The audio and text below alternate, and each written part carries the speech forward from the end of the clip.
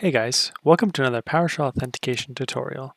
Today we're going to be going over simple form authentication from AuthenticationTest.com. For more complex forms of authentication, check out the PowerShell tutorial content in my channel. Alright, let's get to it. To start, let's open up PowerShell ISE, Microsoft's default text editor for PowerShell. Go ahead and click on your Windows button and search ISE and choose Windows PowerShell ISE. Make sure not to choose the x86 as that runs the commands in a 32-bit environment.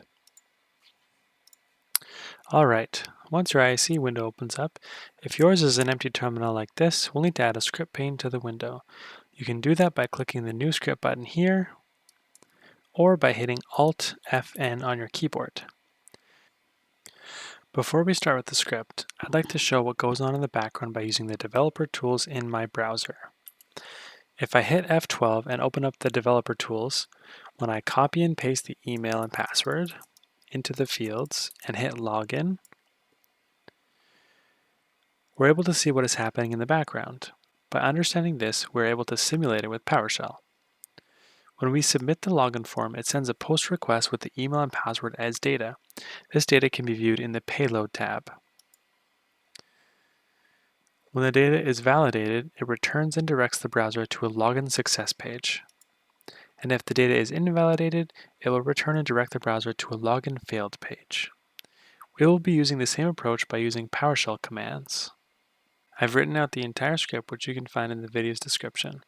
It only consists of about 30 lines of code, and I'm going to go through each line and explain and demonstrate what it's doing. Our first section is assigning login variables. Here we are saving the simple form URL address, email, login, and password to variables. It is not good practice to include sensitive information like login ID and password in a script, but for the sake of the tutorial, I've added it here. Let's go ahead and run these commands by highlighting this section and hitting Run Selection, or hitting F8 on our keyboard. Now we can check to see what values are in the variables by highlighting the variable name and hitting F8.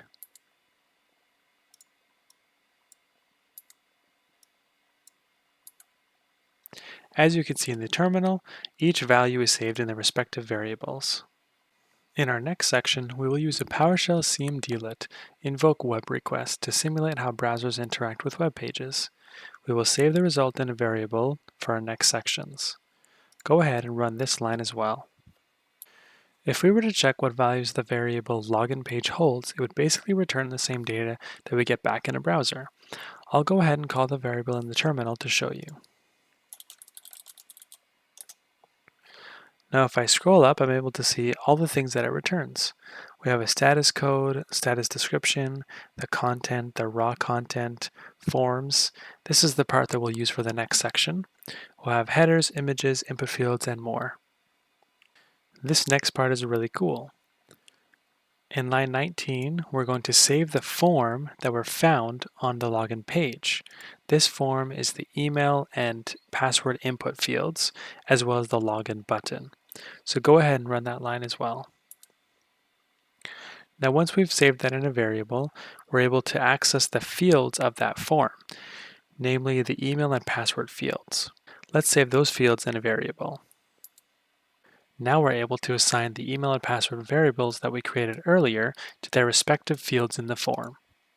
Let's go ahead and run these lines as well.